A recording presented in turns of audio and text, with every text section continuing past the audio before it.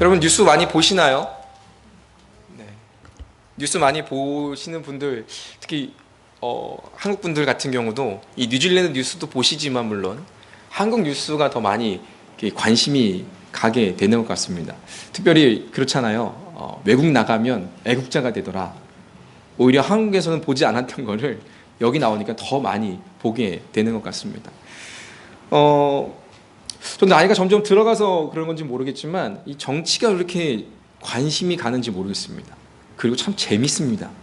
예전엔 지루하기 짝이 없던 이 정치가 너무나도 재밌고 너무나도 웃기는 그런 일들이 참 많이 벌어지는 것 같습니다. 뉴스를 보다 보면요, 신문을 보다 보면 뜨거운 이슈가 되는 것이 정치 이야기입니다. 특히나 그 중에 어떤 타이틀이 기독교와 관련된 타이틀이 올라오면 또 그게 그렇게 큰 이슈화가 되는 것이 지금 우리가 보는 모습들입니다. 특히나 정치와 기독교가 결합돼서 나오잖아요. 그럼 완전 큰 파장을 일으킵니다. 네. 정치와 기독교의 공통점이 있습니다. 뭐가 있을까요, 여러분? 정치와 기독교. 정치 이야기, 종교 이야기 시작하면요, 끝이 안 납니다. 네, 그 끝이 없습니다. 욕을 참 많이 먹습니다. 정치 이야기, 정치하는 사람들, 교회 이야기하는 사람들, 욕을 안 먹을래야 안 먹을 수가 없죠. 또 항상 돈 문제가 거론이 되고요. 또 성적인 문제가 늘 걸려 있는 것을 보게 됩니다. 이렇게 보니까 이 공통점이 좋은 공통점은 아닌 것 같습니다. 근데 하지만요, 이 둘의 목적이 무엇이냐? 좋은 나라 만들기라는 거예요. 좋은 나라 만들기. 바르게 다스림으로 말미암아 나라가 바르게 정치가 되도록 국민들의 생활을 보장하고 안전하게 살 수 있도록 하는 것이 정치 아니겠습니까? 종교도 마찬가지입니다. 어느 종교도 나쁜 사람 되라고 말하는 종교는 하나도 없습니다. 그 종교의 말미암은 교리로 말미암아 선한 행실로 또 좀 더 나은 사회를 만들어 갈 수 있는 고행도 하고 참선도 하고 기도도 하라고 그 종교에서는 그렇게 이야기를 하는 것이죠. 그런데요, 우리가 보는 이 뉴스에서는 좋은 이야기보다는요, 더 안 좋은 이야기들이 많이 있습니다. 특히 대한민국은 더더욱 그런 것 같습니다. 대한민국 사람의 한 사람으로서, 대한민국의 국민의 한 사람으로서 요즘 뉴스를 보게 되면 더더욱 그런 것이 보여집니다. 어느 때보다 정치적인 그 이슈가 뛰어나 더 크게 느껴집니다. 그렇다면 왜 이런 일들이 계속 벌어지고 있습니까? 생각을 해보니까요, 자기 욕심을 채우려는 그런 것으로 시작된 것은 아닐까 생각해 봅니다. 밑빠진 독에 물 붓듯이 자꾸 채워도 채워지지 않는 우리 인간들의 욕심 때문에 그렇다라는 것입니다. 그것들 때문에 사람들이 병듭니다. 그것 때문에 병든 사람들이 이루는 사회가 병든 사회가 되어져 버리는 것이죠. 상처가 곪고 곪았습니다. 터지기 일보 직전이라고도 할 수 있습니다. 어느 누가요, 선한 말을 해도 그것이 선한 것인지, 정말 바른 것인지, 정말 옳은 의도로 하는 것인지 믿기조차 어려운 지금의 모습들이라는 것입니다. 아무리 유명하고 영향력 있는 사람이 선한 말을 하고 정의를 외쳐도 저 사람이 정말 정의를 외치는 것일까? 그 사람의 과거와 그 사람들의 행동으로 말미암아 그가 외치는 그 모든 것들을 신뢰할 수가 없다라는 것입니다. 그 어느에도요, 정의가 없어 보입니다. 야당이니 여당이니 하는 정치인들의 목소리들도 마찬가지입니다. 서로 다 자기의 이익을 주장하는 것처럼 보여진다라는 것이죠. 과연 자신들이 추구하는 당의 목적 안에는 그 정의가 살아있냐라는 것입니다. 그렇다면 왜 사라지게 된 것일까요? 예전에 제가 어려서 본 만화 영화 중에요, 유도보이라는 만화가 있습니다. 기억하시는 분 아무도 없으실 것 같아요. 거기에 보면요, 유도하는 한 소년이요, 정의는 살아있다, 죽지 않는다 그러면서 막 나쁜 악당들을 막 물리치는 그런 내용입니다. 그렇지 않습니까? 옛날 우리가 봤던 동화나 만화 영화들 등등의 이런 것들을 보면 선과 악의 구조로 정의를 이야기를 합니다. 마치 선은 정의에 맞서서 싸우고 악을 물리쳐야만이 정의로운 것처럼 우리가 보여진다라는 것이죠. 그래서 정의는요, 선과 악에서 선의 편에 서서 항상 승리를 가져오는 해피 엔딩을 선사했다라는 것입니다. 하지만요, 정의는요, 단순히 그 선과 악의 개념으로 우리가 이해하기 위해서는 지금 이 시대에 맞지 않는다라는 것이죠. 왜냐하면요, 옛날에는 나쁜 놈들이 악한 것이다. 그 나쁜 놈들이 그 기준을 딱 명확히 했었어요. 근데 지금은 그 기준이 상대적이라는 것입니다. 시대마다 다릅니다. 그래서 저희가 늘 변하다라고 얘기하죠. 사람마다 다르죠. 절대적으로 변하지 않는 정의는 이 세상에 없다. 이렇게 말을 합니다. 2010년도에요. 저 책, 저스티스, 마이클 샌델이라는 이 하버드대 교수가 그 하버드대생들과 함께 강의한 내용들을 가지고 책을 펼쳤습니다. 핫 이슈가 됐었습니다. 근데요, 참 재미난 것은 미국에는요, 한 10만 부밖에 팔리지 않았어요. 별로 그렇게 히트하지 않았습니다. 근데 대한민국에서는요, 130만 부나 되는 놀라운 베스트셀러가 됐습니다. 그래서 뭔가 정의에 대해서 하는 분들은 저 책이 책꽂이에 항상 꽂혀 있는 것을 보게 됩니다. 하버드 교수이자 이 사람이요, 집필한 책인데 정의를 뭘까? 정의는 뭘까라는 이걸 가지고 이 하버드생들과 함께 이야기를 한 거예요. 설치 논쟁도 하고요, 토의도 하고요, 막 했습니다. 그러면서 저자가 내린 결론은 이거예요. 정의란 미덕을 키우고 공동의 선을 추구하는 것이 아니라 고민하는 것이다 라고 결론을 내렸습니다. 어떻게 생각하세요? 이렇게 결론이 맞나? 이 제목은요, 질문이 이렇게 죠. 정의란 무엇입니까? 라고 했으면 이 책에서는 결과로 정의가 무엇입니다. 딱 이야기를 해줘야 되잖아요. 그런데 그렇지 않아요. 공동을 고민하는 것, 공동의 선을 고민하는 것으로 딱 말합니다. 왜냐하면요, 저 사람이 말한 그 정의란 무엇인가라는 답도 정확한 답이 아닐 수도 있다라고 전제하기 때문에 그렇습니다. 정의는 상대적이고 독자들이 자신 그 삶에서 찾아야 됩니다. 당신의 삶에서 저것을 찾아야 됩니다라고 이야기를 하는 거예요. 결국 처음부터 정의란 무엇인가 하는 것은요, 우리가 생각하는 정의에 대한 정확한 답을 제시해주지 않는다라는 것입니다. 즉 우리가 원했던 이 공정한 사회, 이 출발점에서부터 정의는 담겨져 있지 않는 것처럼 보입니다. 무엇이 정의인지 함께 고민해보자 라고 저 책은 이야기하고 있는 것입니다. 여러분 어떻게 생각하세요? 우리가 살고 있는 이 세상 과연 정의로운 세상일까요? 정의로운 사회일까요? 만약 그렇다면 왜 정의롭다고 생각하십니까? 만약에 아니라고 한다면 왜 아니라고 생각을 하십니까? 정치가 바로 서면 정의로운 사회가 될까요? 아니면 법이 정말 강력한 법이 있으면 이 나라는, 이 사회는 정의로운 나라가 될까요? 세상이 말하는 정의는 무엇일까요? 많은 사람들이 이야기합니다. 최대 다수의 최대 행복을 이야기합니다. 많은 사람들이 행복하면 정의롭지 않습니까? 그럼 마이너리티는 어떻습니까? 마이너에 해당되는 사람, 소수인 사람들은 어떻게 됐습니까? 그 사람들의 행복 추구권은 우리가 무시해도 되겠습니까? 그래서 막 인권운동을 하는 사람들이 그렇죠. 동성애자라든지 소수, 성적인 소수에 관련된 사람들이라든가 이 사람들 인권도 중요하다 막 목소리를 내지 않습니까? 빛이 있으면요, 그 빛에 대항하는 그림자가 항상 있기 마련입니다. 항상 그 어두운 곳이 존재한다라는 것입니다. 개인의 자유를 존중을 하면 그렇습니까? 네, 이번 이 코로나 사태 때문에 이 개인의 자유를 존중해주자라는 말이 굉장히 많죠. 그래서 유럽에는 엄청난 확진자들이 많이 생겨나게 되고 감염이 너무 퍼지게 되고, 그럼 이들을 우리가 잘 컨트롤해야 됩니다. 이건 개인의 선택과 개인의 자유를 침해하는 거 아닙니까? 하면서 막 이야기들이 많았다라는 것이죠. 법을 잘 지키는 도덕적인 사회, 강력한 법으로 말미암아 사람들을 통제하면 그것이 정의로울까요? 과연 부익부 빈익빈을 타도한다고 해서 정의로운 사회가 될까요? 이번 코로나 때문에 많은 각 나라들마다 지원금에 대한 이야기들이 참 많았습니다. 뉴질랜드는 참 잘했다.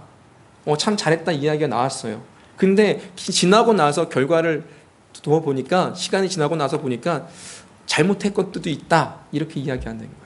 지역 경제가 살아야 되는데 지역 경제가 살지 않고 오히려 회사들이나 공장들이 문을 닫는 일들이 많았다. 이런 결과들을 이야기하는 것을 보게 됩니다. 그렇다면 우리 그리스도인들이 정의롭게 살아간다는 것은 어떤 의미를 갖는 것일까요? 정의에 관련해서 정의로운 사회를 이루기 위해서 저와 여러분 그리스도인이라고 하는 우리들은 어떤 과제를 안고 살아가야 하겠습니까? 오늘 본문 말씀을 통해서 보게 되면요, 이 말씀이 우리에게 주어지고 있습니다. 정의를 행하며 인자를 사랑하라, 이렇게 말씀하고 있습니다. 정의를 행하라고 합니다. 그런데요, 지금까지 제가 여러분께 말씀드렸던 정의는요, 우리가 생각하는 정의가 아니라고 할 수 있어요. 절대적인 정의가 아니라고 할 수 있습니다. 그러면 정의를 어떻게 행하겠습니까? 정의가 무엇인지도 모르는데, 정의 내리지 못했는데 어떻게 우리가 정의를 행할 수 있겠습니까? 성경은요, 이 정의에 대해서 이야기할 때 가장 많이 언급하는 것이 무엇이냐면 연약한 자들을 돌보라라고 말하고 있습니다. 구약에서요, 4대 취약계층이 있습니다. 누구냐면요, 과부와 고아와 나그네와 가난한 사람들이 바로 그들이었습니다. 이들을 보살피고 보호하는 것이었습니다. 이것이 현대사회로 넘어오면서요, 사회적 약자들이라고 칭하게 되었던 것이죠. 난민자나 이주노동자나 노숙인이나 편부모나 노년층이나 이런 이들을 말하는 것이죠. 그렇다면 이들을 돌보라는 것입니다. 정치에서도 말하는 서민들이 잘 살게 하는 것과 맥락이 비슷하지 않습니까? 어느 누구도 소외되지 않는 나라를 만드는 것. 그래서 법안을 발의하고요, 상정을 해서 발의하고 그걸 통과시키려고 많이들 노력하지 않습니까? 성경에도 동일하게 이야기하고 있는 부분이죠. 시편 146편 6절 7절을 한번 볼까요? 한번 같이 한번 읽겠습니다. 시작. 여호와는 천지와 바다와 그 중에 만물을 지으시며 영원히 진실함을 지키시며 억눌린 사람들을 위해 정의로 심판하시며 줄인 자들을 먹을 것을 주시는 이시로다. 여호와께서는 갇힌 자들에게 자유를 주시는도다. 아멘. 하나님은요, 연약한 자들에게 관심이 있으세요. 하나님은요, 연약한 자들을 돌아보십니다. 성경이 말하는 정의의 개념은요, 단순히 가난한 이들을 도와주고 그들에게만 관심을 갖는 것을 이야기하는 것이 아니에요. 의로워지다라는 말로 풀어갈 수 있는 것입니다. 공정해지다라는 말로 해석할 수 있다라는 것입니다. 그러기 위해서는요, 의로워지기 위해서는요, 우리가 먼저 해야 되는 것은 무엇이냐면 하나님과의 관계 속에서 우리가 의로워져야 된다라는 것이에요. 하나님과 올바른 관계를 맺고 살아가는 것이 가장 첫 번째가 우리가 해야 될 과제입니다. 모든 관계를 바로잡는 일에 헌신하는 의미로 우리가 정의할 수가 있습니다. 그래서 성경에 말하는 의로움은요, 나만 의롭다고 해서 되는 것이 아니라 그것으로 말미암아 사회적으로 안에서 그 의로움이 나타내 줄 수밖에 없습니다. 때문에 그리스도인들이 의로움을 가지고 사회에 참여하고 또 사회에 동참을 하고 사회 여러 곳곳에서 그 의로운 모습들로 살아가고 의로움을 나타내야 한다라는 것입니다.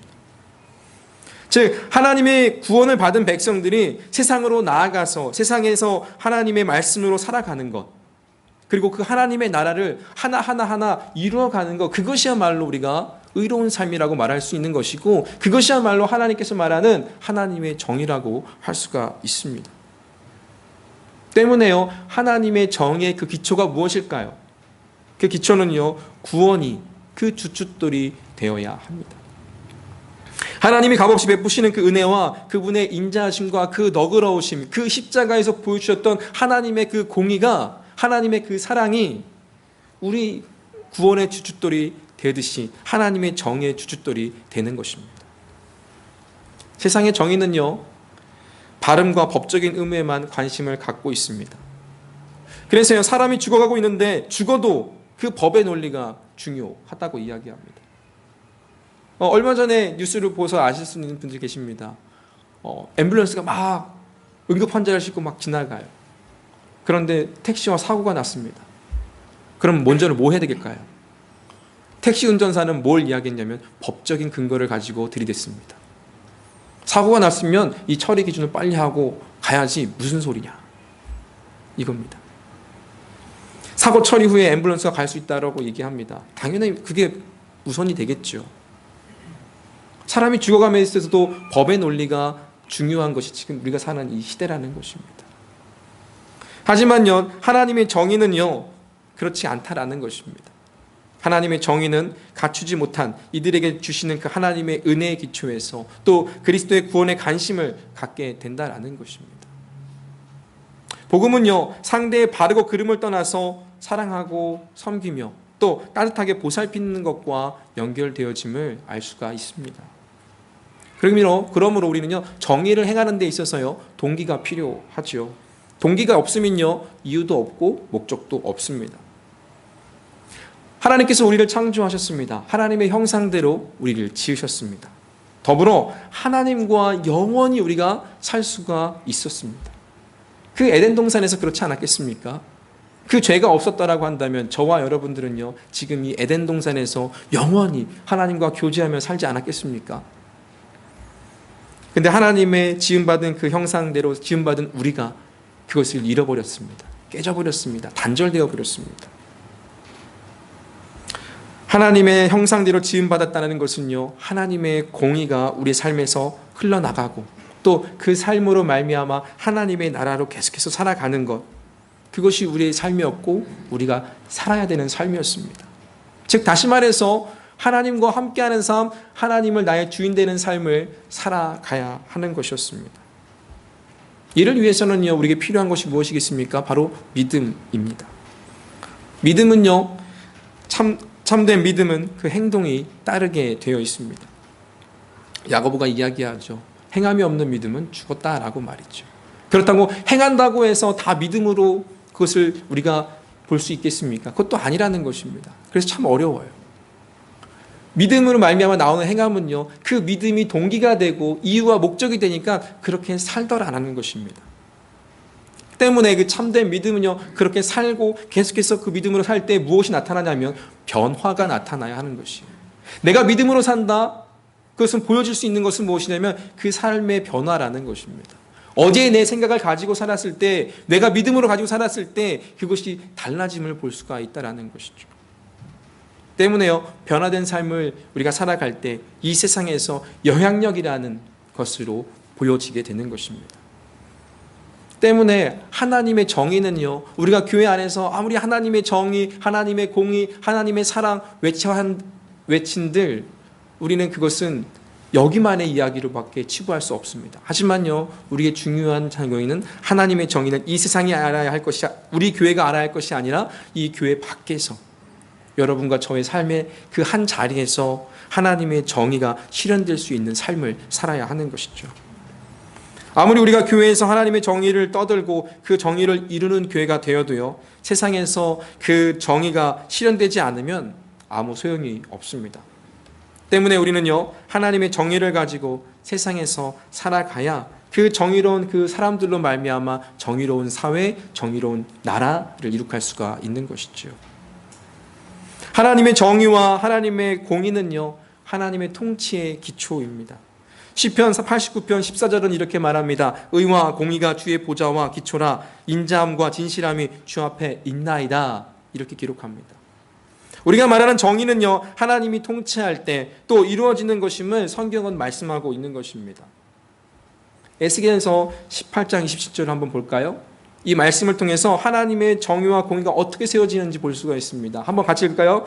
만일 악인이 그 행한 악을 떠나 정의와 공의를 행하면 그 영혼을 보전하리라. 아멘.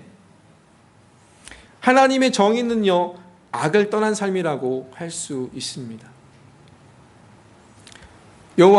이사야 56장 1절은요, 또 이렇게 말하고 있습니다.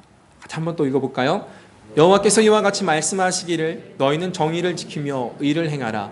이는 나의 구원이 가까이 왔고 나의 공의가 나타날 것임이라 하셨도다. 아멘.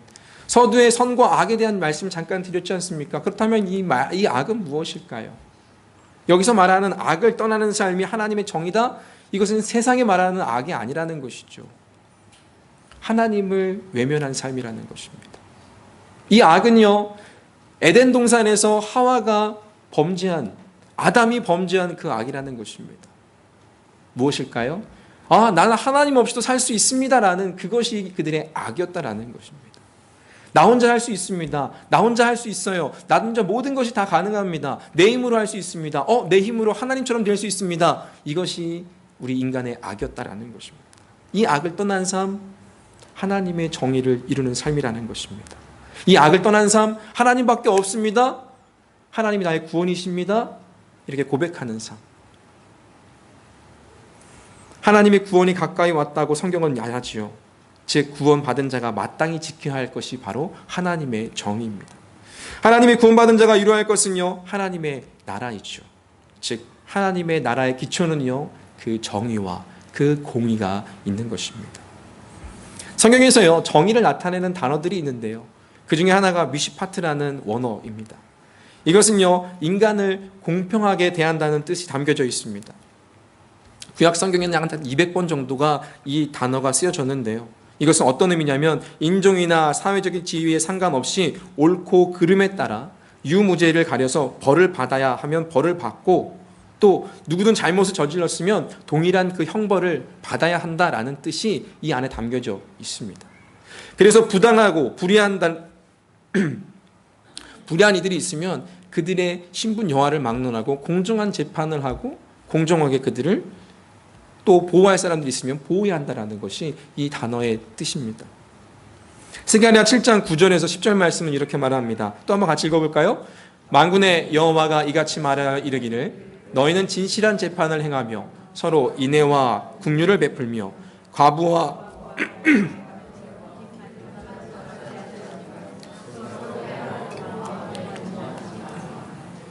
아멘. 보면 법이라는 이름 아래 행해지는 모든 것들을 보면 강자들 편에 서 있는 것들이 참 많이 있습니다. 약자들의 편에 서서 이야기하는 법은 없습니다. 법을 위한 법이 되어버린 것 같습니다. 하지만 오늘 말씀 속에서도 약자나 강한 자나 과부나 고아나 이들을 압제하지 말라라고 말합니다. 이들에도 동일하게 권리가 있고 또 동일한 그 법의 테두리 안에서 보호받아야 할 이들이다라고 이야기하고 있는 것이죠.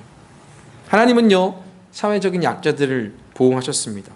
법에서도 정당한 권리를 가지고 재판을 받을 수 있게 하셨고 그들이 도움이 필요하다면 도우라고 말씀을 하셨습니다.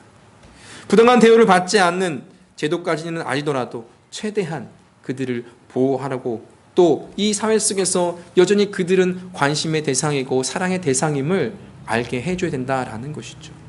만약 그것이 없어지면 어떻게 되겠습니까? 그것 때문에 한 영혼이 스스로 목을 끊는 그런 사건들을 우린 지난주에 보게 되었습니다. 공의는요, 또 다른 의미의 시카타라는 이 원어는 있는데요. 여기서는 관계적인 개념의 이야기입니다. 가장 중요한 관계는 무엇일까요? 하나님과의 관계라는 것입니다. 그리고 그 나아가서 그 이웃과 어떤 관계를 맺느냐, 이것이 그 안에 담겨져 있는 의미입니다. 올바른 믿음의 행위를 보일 때 하나님은요, 이것을 의로 여기셨습니다. 이웃에 대해서 우리가 의로움을 행한다, 이것은요, 이웃과 함께 올바른 관계를 맺는 것을 의미합니다. 이웃에게 악을 행하지 않고요, 또 어려운 이웃을 보고 불쌍히 여기고 긍휼한 마음을 품고 그들을 도울 때 의로운 사람이 되는 것이죠. 결국 공의는요, 이웃에 대한 바른 행함들, 또 이웃을 긍휼히 여기는 삶, 또 그 안에 내재된 그 사랑이 나타날 때 그 의로운 삶, 정의롭다, 공의롭다 이야기할 수 있는 것입니다. 정의와 공의는요, 하나님의 법의 기초입니다. 정의를 행하는 기초가 성경임을, 하나님의 말씀임을 우리는 잊어서는 안 되겠습니다. 또 그 말씀에서 이야기하고 있는 것 한 단어로 말하면 사랑임을 우리는 또한 알 수가 있는 것입니다. 우리가 이루어야 할 사회는요, 천지 만물을, 또 이 세상을 그리스도 안에서 하나가 되게 하는 것이죠. 즉 다시 말해서 하나님의 구원을 이루는 것입니다. 그래서 에베소 1장 10절은 이렇게 말합니다. 하늘에 있는 것이나 땅에 있는 것이 다 그리스도 안에서 통일되게 하려 하심이라. 아멘. 공의는요, 역사 속에서 하나님이 행하고 계신 이들의 핵심입니다. 하나님의 질서를 세우는 것입니다. 그러기 위해서는요, 또 우리가 하나님과의 관계 속으로 비롯되는 우리가 받은 모든 그 은혜와 그 모든 사랑을 우리 이웃에게 흘려 보내야 하는 것입니다. 그것이 하나님의 질서를 바로 세우는 것입니다. 움켜쥐면 안 됩니다. 흘려 보내야 합니다. 우리 주변에, 우리 이웃에게 또 행여나 약한 자들이 있습니까? 연약한 자들이 있습니까? 도움이 필요하고 돌봄이 필요한 이들이 있습니까? 그들에게 흘려보내야 하는 것입니다. 이것이 하나님 아버지의 마음입니다. 그렇게 하나님의 질서를 세우는 하나님 나라를 우리는 이루어야 하는 것이죠. 그럴 때 하나님은요, 카오스, 이 혼돈을요, 코스모스 질서로 바꾸십니다. 누가요? 저와 여러분, 하나님의 말씀을 가진 이들이 그렇게 바꿔야 합니다. 저와 여러분이요, 그렇게 하나님의 정의와 공의로 하나님의 질서를 세우고 하나님의 나라를 세우시기를 축복합니다. 샬롬을 이루는 세상, 과거 에덴 동산에서 하나님과 함께 교제하며 하나님과 함께 살았던, 그분과 교제하며 살았던 그 낙원에 살았던 아담과 하와처럼 하나님의 통치와 하나님의 권위, 또 그리고 하나님의 주권과 또 하나님께서 우리에게 주신 그 한없는 은혜와 사랑을 우리는 기억하며 오늘도 우리의 삶 속에서, 지금 이 땅에서, 지금 이 나라에서, 여러분의 삶의 자리에서 이루시기를 바랍니다. 구원받은 자로 하나님의 공의와 하나님의 의를 실현하시기를 바랍니다. 값없이 베푸시는 구원이야말로 이 정의사회를 떠받치는 귀한 주춧돌이 됩니다.